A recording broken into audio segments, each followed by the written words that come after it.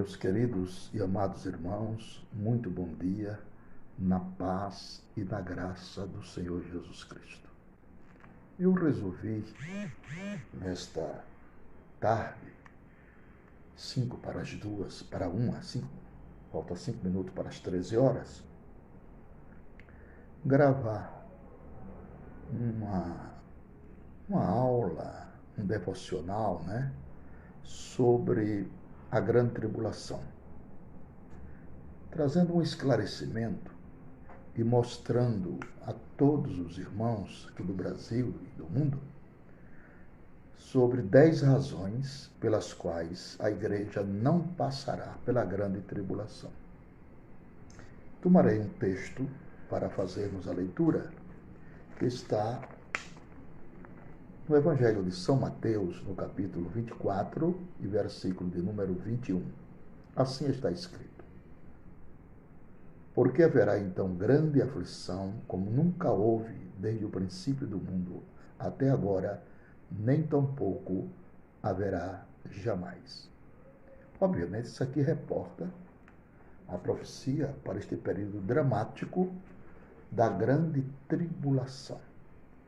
Então eu quero mostrar a todos essas 10 preciosíssimas razões pelas quais a Igreja do Senhor não passará, não adentrará a este período crudelíssimo chamado de grande tribulação. Eu preparei aqui uma síntese e eu vou comunicar com vocês.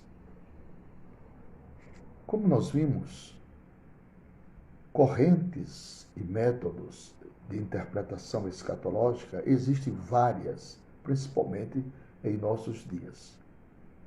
Muitas dessas interpretações não creem no arrebatamento da igreja. Outras creem nisso, mas acham que a igreja deverá passar pela grande tribulação. Não creem no arrebatamento pré-tribulacional, visto que não há versículo algum da Bíblia, ou na Bíblia, que de maneira direta diga que a igreja deverá ser arrebatada antes da grande tribulação. Em meio a todas as discussões escatológicas, vejamos 10 argumentos porque os futuristas, pré-milenistas, pré-tribulacionistas interpretam as escrituras sagradas dentro desse contexto pré-tribulacional. Nós cremos que a igreja não passará pela grande tribulação. Vamos começar com os argumentos. Os 3 primeiros argumentos, de 1 a 3, mostram que a vinda de Jesus se dará em 2 fases distintas. A primeira para arrebatar a sua igreja e a segunda para se manifestar ao mundo ímpio. O 4º argumento mostra a duração do período da grande tribulação. São 10 argumentos, O 5º e o 6º argumento mostram a quem se destina a grande tribulação. O 7º argumento mostra que a igreja não está destinada à grande tribulação. O 8º e o 9º argumento mostra porque é necessário o arrebatamento da igreja antes da grande tribulação. E o 10º argumento, que nós vamos mostrar, nos ensina algumas tipologias que tratam do arrebatamento da igreja. Pois bem, vamos dar sequência ao nosso devocional.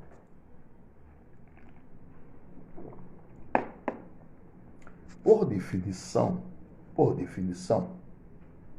a palavra vinda, já podemos ver que o arrebatamento e a manifestação de Cristo são 2 fatos distintos um do outro. Quando a Bíblia se refere à volta de Jesus, emprega sempre a palavra vinda em grego. Vamos continuar. Parousia ou parousia, que é igual a vinda, chegada, presença, volta, visita real, chegada de um rei, aparece 24 vezes no Novo Testamento.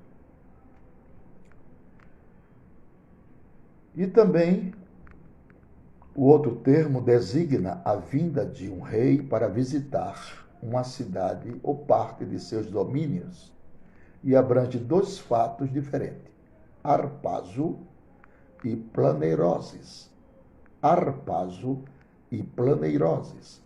Harpazo quer dizer eu arrebato, eu tomo a força, eu tiro. Aparece 14 vezes no Novo Testamento.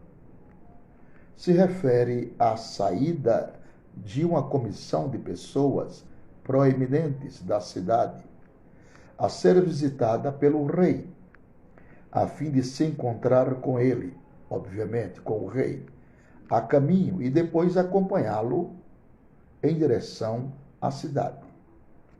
O faneiroses do verbo é igual eu manifesto, eu compareço, sou conhecido.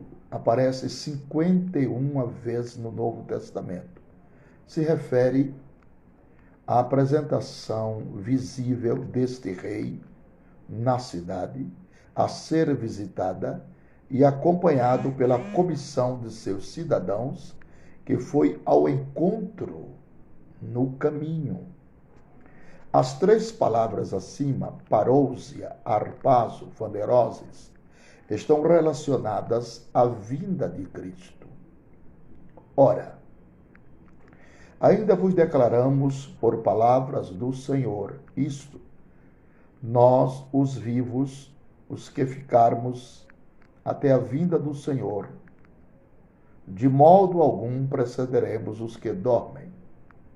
Depois nós, os vivos, os que ficarmos, seremos arrebatados juntamente com ele nas nuvens, e assim estaremos sempre com o Senhor. 1 Tessalonicenses, capítulo 4, verso de 15 ao 17. Então, será revelado o iníquo a quem o Senhor Jesus matará com o sopro da sua boca e o destruirá pela manifestação da sua vinda. 2 Tessalonicenses, capítulo 2, versículo de número 8. Pois bem, em grego será revelado o iníquo a quem o Senhor Jesus matará com o assopro da sua vinda e com a manifestação do seu poder. Isto quer dizer que em grego há muitas palavras para falar vinda ou vir, mas quando se refere à vinda de Cristo, os autores bíblicos sempre empregam o termo parousia, que abrange essas duas fases, como por exemplo, Mateus 24, 3, onde os discípulos perguntaram: que sinais haverá de tua vinda e do fim do mundo? Vejamos aqui que a pergunta é dupla. A pergunta aqui é dupla. Sinais de sua vinda se refere ao período que vai do princípio das dores até o arrebatamento da igreja. Mateus capítulo 24, versículo de 4 ao 13. Sinais do fim do mundo se refere ao período da grande tribulação até a manifestação de Cristo. Mateus 24, de 14 ao 31. O termo fim do mundo não quer dizer fim do mundo físico, mas sim fim da presente ordem ou desordem estabelecida no mundo. Essa dupla divisão de Mateus 24, em períodos distintos, nos é apresentada pelo próprio contexto deste capítulo. sendo clássica dentro do pré-tribulacionismo. Mas, como está escrito, aquele que perseverar até o fim será salvo. Uma alusão ao arrebatamento. E este evangelho do reino será pregado em todo o mundo como testemunho a todas as nações. E então virá o fim. Uma alusão à manifestação de Jesus em glória. Vamos ver a harmonização das referências bíblicas. Só é possível harmonizar todas as referências bíblicas que falam da segunda vinda de Cristo se nós aceitarmos que a mesma se dará em duas fases distintas. Caso contrário, teremos contradições irreconciliáveis. Vejamos alguns casos onde poderíamos ter tais contradições. Em João 14, verso 3, 1 Tessalonicenses 4,17, nós vemos que Jesus vem buscar seu povo, a sua igreja, para estar com ele para sempre. Em Colossenses 3 e 4, Zacarias 14, 4 e 5, Judas 14 e 15, vemos que quando Cristo se manifestar, seu povo, a igreja, se manifestará juntamente com ele, a vinda em glória, obviamente. Isso só será possível se antes a igreja tiver ido ao seu encontro. É claro, eu tenho certeza que vocês estão entendendo.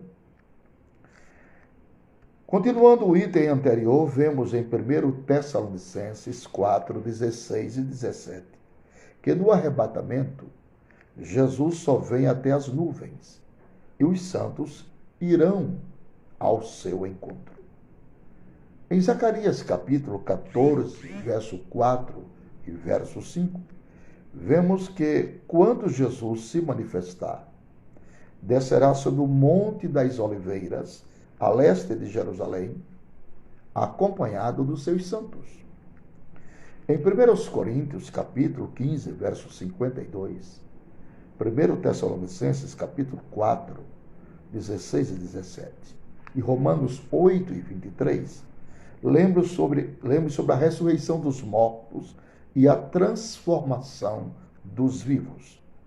A seguir, todos são arrebatados de modo brusco e instantâneo, sem que ninguém se aperceba, até que tudo já tenha acontecido.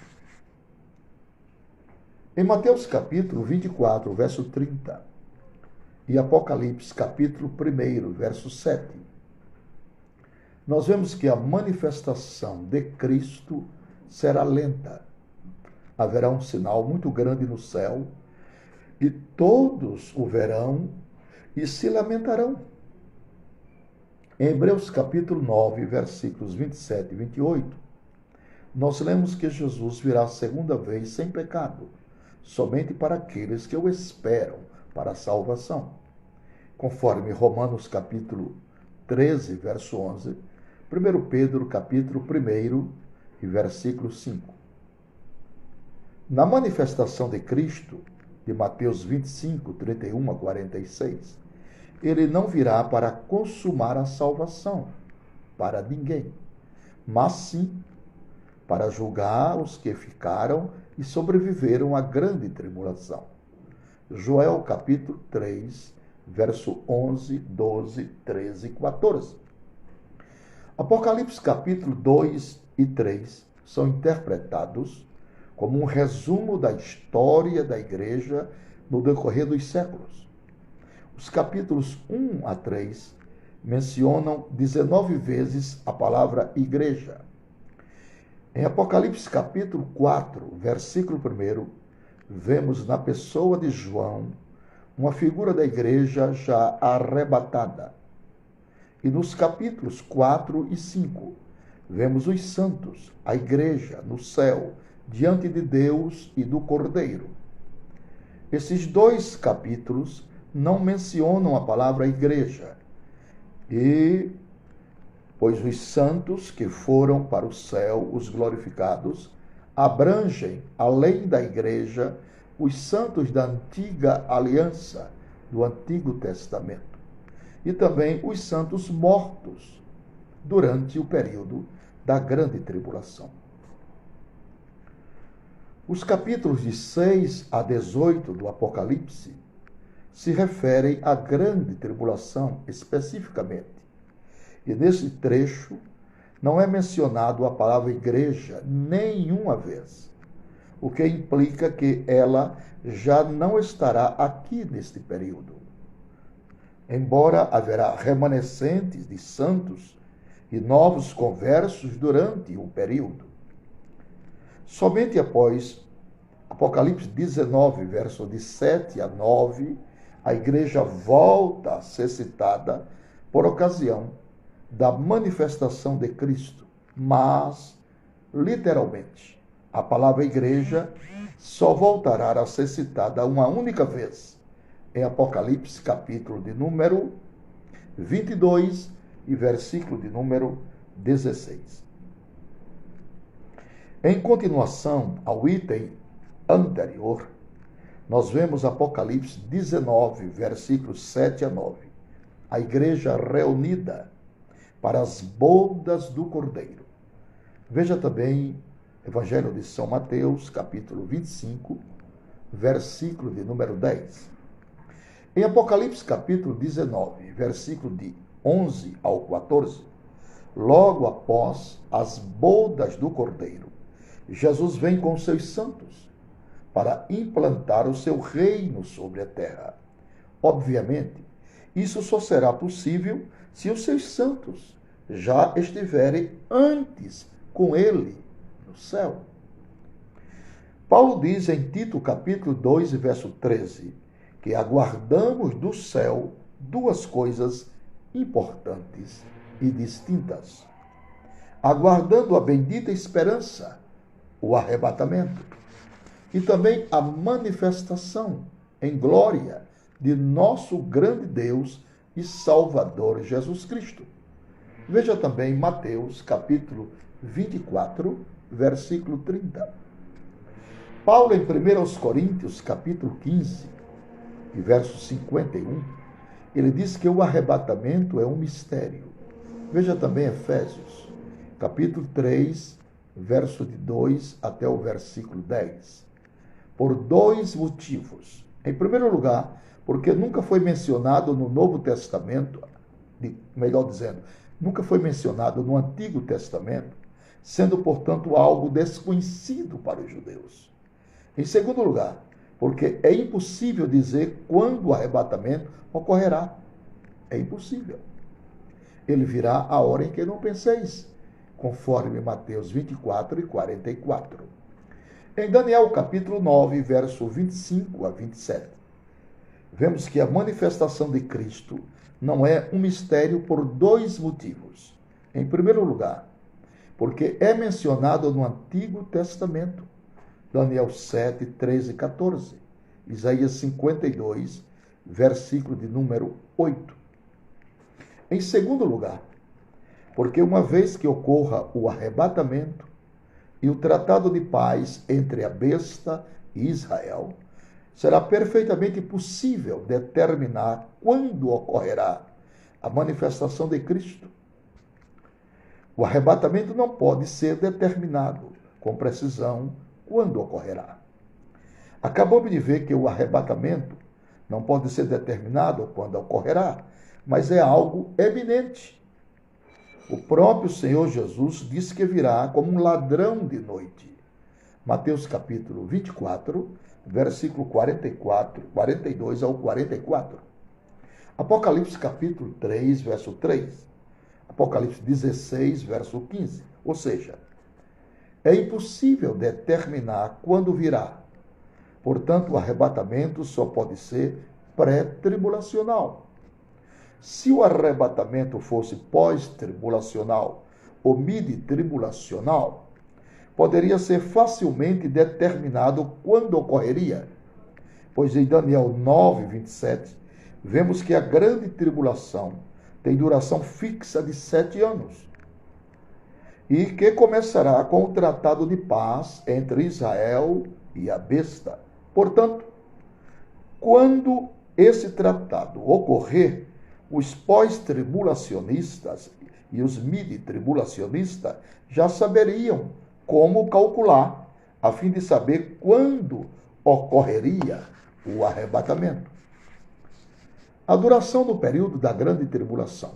Em Mateus capítulo 24, versículo 15 e versículo 21, vemos que a grande tribulação também é chamada de abominação da desolação. Comparando-se com Mateus capítulo 24, versículo 15 e versículo 21, Daniel 9, 27, e também Daniel 8, 13, 11, 31, 12, 11, vemos que a grande tribulação corresponde à semana 70 da profecia do anjo Gabriel ao profeta Daniel.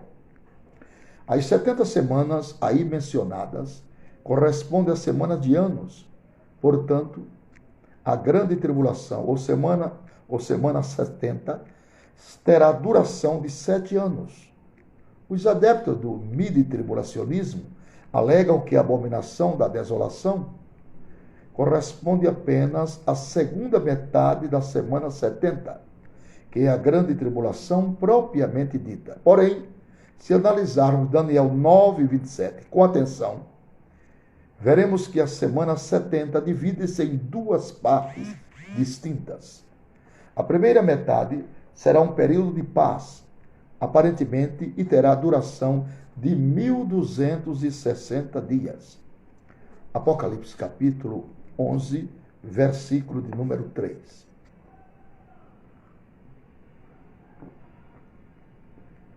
A segunda metade será a grande tribulação propriamente dita e terá duração de 1260 dias. Apocalipse 12, verso 6. Ou 42 meses. Apocalipse 11, verso 2. Apocalipse 13, verso 5. Ou 3 tempos, quer dizer, 3 anos e meio. Daniel 7, 25. 12, verso 7. Apocalipse 12, verso 14.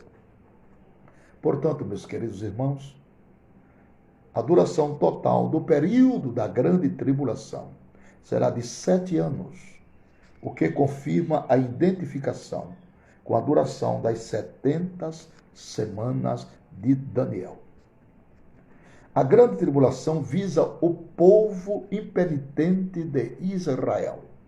Em Daniel 9, 24, o anjo Gabriel diz que 70 semanas estão destinadas ao seu povo, ao povo de Daniel, portanto, aos israelitas, e a sua santa cidade, Jerusalém. Gabriel também diz que essas 70 semanas visam purificar a Israel de seus pecados, preparando-os para a sua restauração. Daniel 9, 25 e 26. Comparar com Jeremias capítulo 30, verso de 4 a 11, Deuteronômio capítulo 4, verso 29 e verso 30.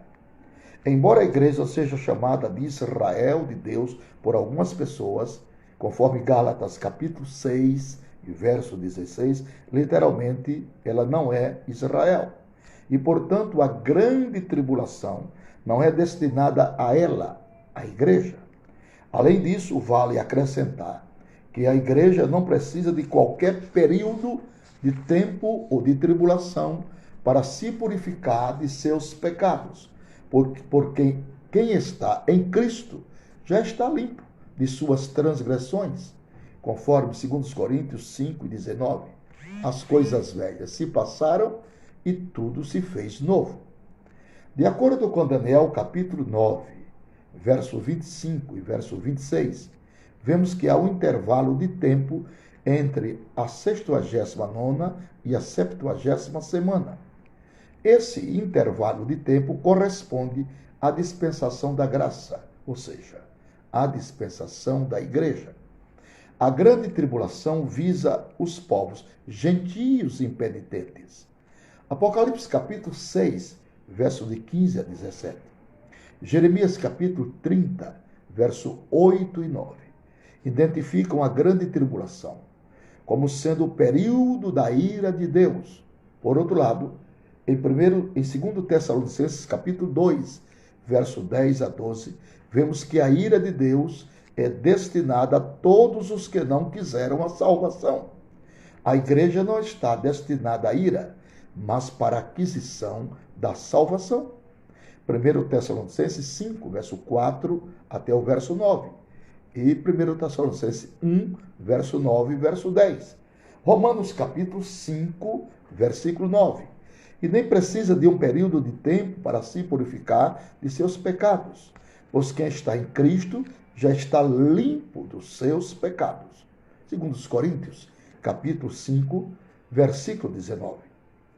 Vale acrescentar que, de acordo com 1 Tessalonicenses, capítulo 4, versículo 5 e versículo 9, a ira de Deus será derramada sobre a humanidade após o arrebatamento da igreja. Por fim, vemos em Isaías capítulo 26, verso 20 e 21, que o povo do Senhor ficará abrigado até a ira de Deus passar. Jesus exorta a igreja a vigiar, a fim de escapar da grande tribulação. Todas as referências bíblicas que falam da grande tribulação sempre se refere a Israel, impenitente, ou então aos gentios, igualmente ímpios. Em nenhuma dessas referências há qualquer menção à igreja. Vejamos Deuteronômio capítulo 4, verso 29 a 31. Isaías capítulo 13, versículo 9 a 13. Jeremias capítulo 25, verso 29 a 33. Jeremias capítulo 30, verso 4 a 11. Ezequiel capítulo 20, verso 33 a 39. Daniel capítulo 9, verso 24 a 27. Daniel capítulo 12, verso 1 e 2. Mateus capítulo 24, versículo 15 a 31. 1 Tessalonicenses capítulo 1, verso 9 e 10. 1 Tessalonicenses capítulo 5, verso de 4 a 9. 2 Tessalonicenses capítulo 2, verso de 3 a 11 e assim sucessivamente. É curioso, meus irmãos, observar que de Apocalipse capítulo 6, verso 1 ao capítulo 18, verso 24, temos o período correspondente à grande tribulação. E nesse trecho, a igreja não é mencionada nenhuma vez, sendo mencionada novamente de maneira indireta, somente em Apocalipse, capítulo 19, versos 7 e 8, por ocasião da manifestação de Cristo com os seus santos. A palavra igreja só é citada novamente em Apocalipse, capítulo 22, verso 16. Obviamente, anterior à grande tribulação, haverá o princípio das dores, o qual a igreja terá que enfrentar. Mateus capítulo 24, verso de 3 a 13. Quando as dores começarem, isto servirá de sinal para nós na qualidade de igreja, indicando que a sua redenção está próxima. Lucas capítulo 21, versículo 28 até o versículo 31. Jesus exorta a igreja a vigiar para ser digna de estar em pé e pode se livrar de todas as dores que estiverem por vir. Lucas capítulo 21, verso 34 ao verso 36. A igreja de Filadélfia representa a igreja fiel do final dos tempos. Vamos em Apocalipse 3 e 10, que a mesma será livrada da grande tribulação, que há de vir sobre o mundo, e não sobre a igreja fiel de Jesus. É necessário que haja a retirada da igreja para que se inicie o período dramático da grande tribulação. Uma personagem marcante do período da grande tribulação será a besta mencionada em Apocalipse capítulo 6, verso 1 e 2, capítulo 13, verso de 1 a 10, e 2 aos Tessalonicenses, capítulo 2, verso de 3 ao 12. No entanto, antes é necessário que o Espírito Santo seja retirado para que se manifeste este homem do pecado. Segundo aos Tessalonicenses, capítulo 2, verso de 6 ao 8.